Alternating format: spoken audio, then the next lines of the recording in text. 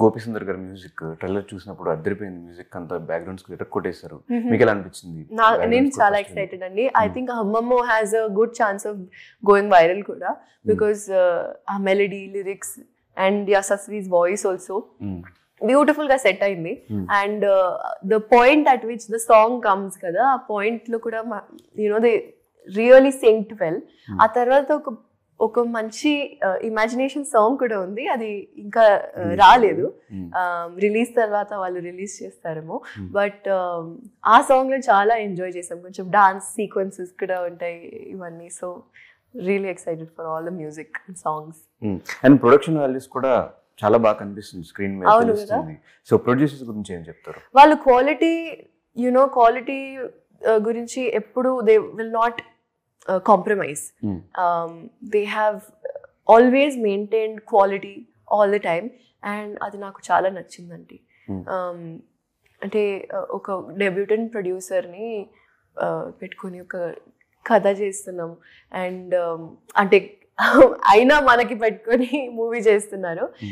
What I mean is that he is very very supportive like that. Actors అయినా, director అయినా, team crew ఎవరైనా, they are very very supportive. Both Rajiv sir and Meghna ma'am very warm, like family laga treat చేస్తారు.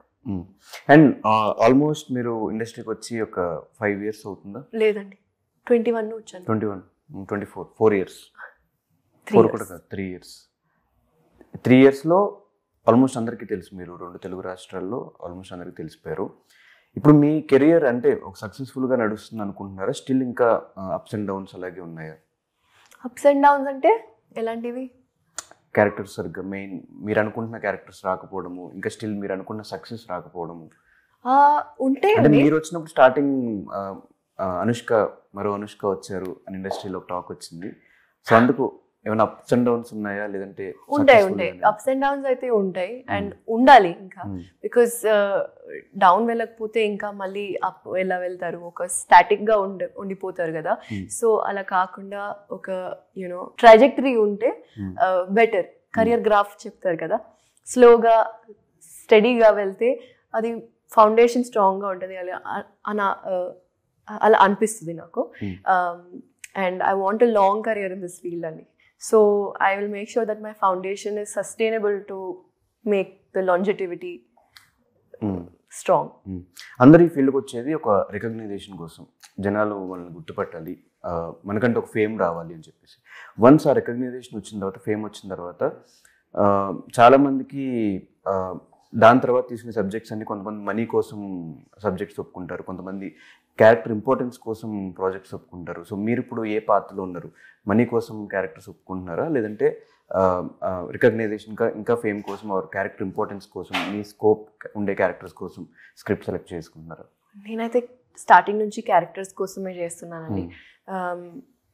ఎప్పుడు money గురించి అంతా ఆలోచించి ఆ stress తీసుకొని వెళ్ళడం నాకు ఇష్టం లేదు.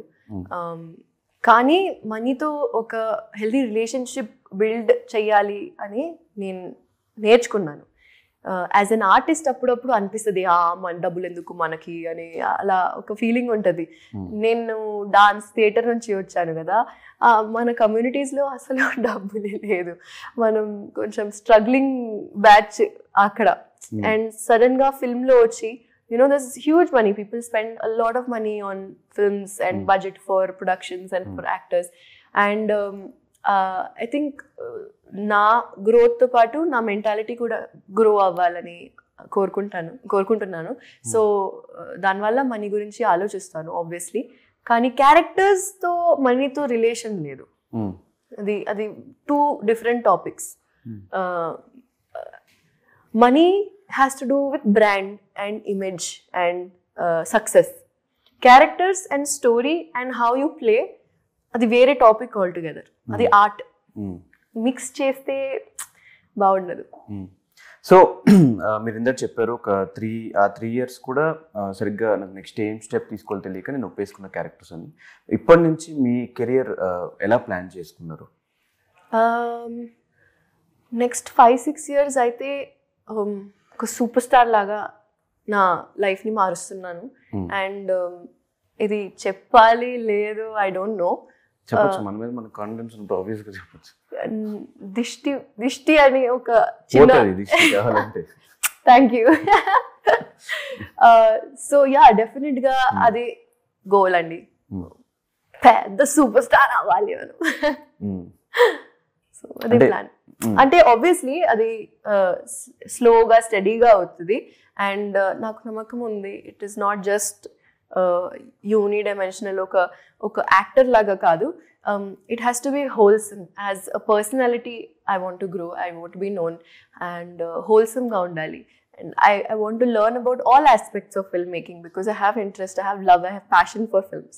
So adi editing kaavachu, direction kaavachu, I want to learn about it so that I can do better as an actor. So ఈ ఓటీటీని, సినిమాని మీరు ఎట్లా చూస్తారు? అంటే మీరు ఎక్కువ ఈ మధ్య కాలంలో వెబ్ సిరీస్లో ఎక్కువ స్టోరీస్ వింటున్నట్టున్నారు కదా, నిజమేనా? ఓటీటీలో వెబ్ సిరీస్ కానీ ఓటీటీ ఫిల్మ్స్ మీద కూడా ఎక్కువ ఇంట్రెస్ట్ చూపిస్తున్నారు. మన ఇండస్ట్రీ చాలా lucky in that way that మన సినిమాలు ఇంకా అలానే you know we're lucky that we are working and we have work coming in, people are going and watching films ఇంకా. కానీ కోవిడ్ తర్వాత ఇండస్ట్రీలో యూనో కొంచెం హిట్ అయితే, as in like we were hit by it. Covid తర్వాత ఒక impact అయితే పడింది. సో ఆబ్వియస్లీ అందరూ ఓటీటీ గురించి ఆలోచించారు. It's not like I'm not thinking about it, and it's a great space to explore.